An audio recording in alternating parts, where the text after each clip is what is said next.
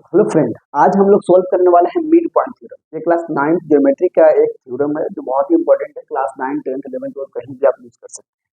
तो basically mid point theorem का statement है, कहते हैं the line segment joining the mid point of two sides of A triangle, यानी किसी भी ट्रायंगल के दो साइड के मिड पॉइंट को ज्वाइन करने वाली जो लाइन सेगमेंट होती है is parallel to the third side, यानी जो थर्ड साइड होगी उसकी पैरेलल होगी। इसे मान लेते हैं ए बी सी हमारे पास एक ट्रायंगल है, इसका डी और ई क्या है, मिड पॉइंट। तो हमें प्रूफ करना है कि जो DE है BC का पैरेलल है। तो हमें प्रूफ क्या करना है, to prove that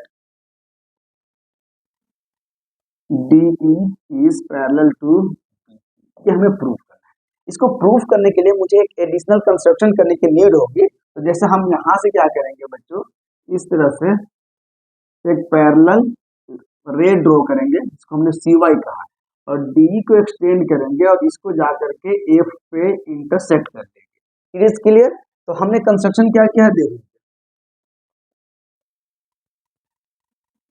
construction, we draw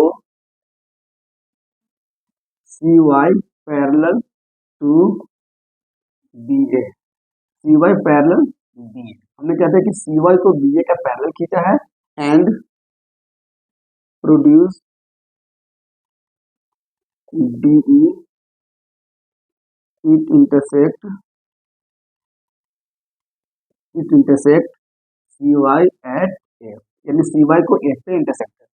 अब आओ देखिए, अगर ये मिड पॉइंट है तो ये दोनों आपस में इक्वल होगा और ये दोनों आपस में इक्वल होता है। मिड पॉइंट का यही मतलब होता है तो उसको दो इक्वल पार्ट में डिवाइड कर देंगे। अब मुझे प्रूफ करना है कि जो DE है BC का पैरेलल हो जाए। तो हमने इसलिए क्यों खींचा कि अब मैं इन दो ट्रायंगल को कॉन्ग्रुएंस करने वाला हूँ। तो देखिएगा, एक ये वर्टिकली ऑपोजिट एंगल इक्वल हो जाएगा क्योंकि ये दो पैरेलल खींचा है, तो ये अल्टरनेट इंटीरियर एंगल इक्वल हो जाएगा और ये तो गिवन। क्लियर है। तो आइए हम सॉल्यूशन में चलते हैं। प्रूफ में हमने कहा in triangle AED and triangle CEF, देखिए ये दो ट्रायंगल में हम बात करने वाले हैं। तो एंगल AED जो है इक्वल हो जाएगा एंगल CEF। क्यों इक्वल हो जाएगा, क्योंकि ये वर्टिकली ऑपोजिट एंगल है। तो वर्टिकली ऑपोजिट एंगल को VOA। अब देखिए AE जो है, AE इज इक्वल टू क्या है हमारे पास, CE। ये हमारा क्या है, गिवन, पहले से दिया हुआ है। और angle EAD is equal to angle ECF। ये क्या हो जाएगा, अल्टरनेट इंटीरियर एंगल। देखिए अगर दो एंगल्स और एक साइड है इंक्लूडेड साइड, तो by angle side angle. Triangle हमारे पास हो गया AED, कॉन्ग्रुएंस हो गया ट्रायंगल CEF। अब ये दोनों जैसे ही कॉन्ग्रुएंस हो गया तो आप देखिए AD जो है CF के इक्वल हो जाएगा, ये CP/CT से इक्वल हो जाता है। और DE जो है FE के इक्वल हो जाएगा, ये भी इक्वल हो जाएगा, उसके हाफ में होता है। तो हम क्या लिख सकते हैं, इट इम्प्लाइज दैट जो AD है ये इक्वल हो गया हमारा CF।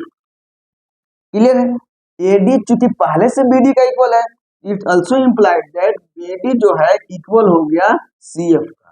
एंड हमने कंस्ट्रक्शन से क्या किया रखा था कि जो BD होगा ये CF के पैरेलल भी होगा, क्योंकि BA CY का पैरेलल है, ये BD CF का भी पैरेलल होगा। तो अब किसी भी क्वाड्रिलेटरल में अगर one pair of opposite sides equal भी हो जाए और एज वेल एज पैरेलल भी हो जाए तो दोस्तों हम उसे कहते हैं पैरेललोग्राम। तो देखिए इस तरह से नाउ यहाँ पे लिख सकते हैं इन क्वाड्रिलेटरल BCFD लिख सकते हैं। सो quadrilateral BCFD is a parallelogram। अब ये आपका हो गया पैरेललोग्राम। जैसे ही पैरेललोग्राम हो जाता है तो आप जानते हैं कि पैरेललोग्राम के ऑपोजिट साइड्स इक्वल भी होती है एज वेल एज पैरेलल भी होता है। इट इंप्लाइज दैट जो DF हो गया ये पैरेलल हो गया BC का। BF पूरा पैरेलल है तो इसके आगे भी पैरेलल होगा क्योंकि प्रोड्यूस किया हुआ था। It also implies that DE parallel to BC। ये वाली बात प्रूफ हो गई, यही बात प्रूफ करना था। एज वेल एज अगर मैं बात करूं एंड, तो डीएफ है ये इक्वल भी हो जाएगा बीसी का, और ये हमने कॉन्ग्रुएंट से जब हमने किया है तो ये दोनों एक दूसरे के इक्वल हो जाएंगे बाय सीपीसीटी। जिस तरह से हमने यहाँ सीपीसीटी से इक्वल दिखा दिया है कि ये इक्वल हो जाएगा बाय सीपीसीटी, इसी तरह से ये भी सीपीसीटी से इक्वल हो जाएगा। तो इसका मतलब क्या हो जाएगा कि डीएफ में दो चीजें हैं, एक तो है डी और एक है ईएफ, और ये मिलके बन जाता है बीसी के इक्वल। अब डी जो है ये इक्वल है ईएफ का, तो ईएफ को भी हम डी लिख सकते हैं और ये बीसी के इक्वल हो जाएगा। अब 2 टाइम डी हो गया तो 2 टाइम ऑफ डी जो होगा ये बीसी का इक्वल हो गया। इट इम्प्लाइज दैट जो डी है ये बीसी के हाफ हो जाएगा, 1/2 टाइम ऑफ बीसी, ये भी हो जाता है। तो उम्मीद करता हूं आपको मिड पॉइंट थ्योरम समझ में आ गया होगा। तो अब इसी से चलिए आगे क्वेश्चन देखने वाले हैं।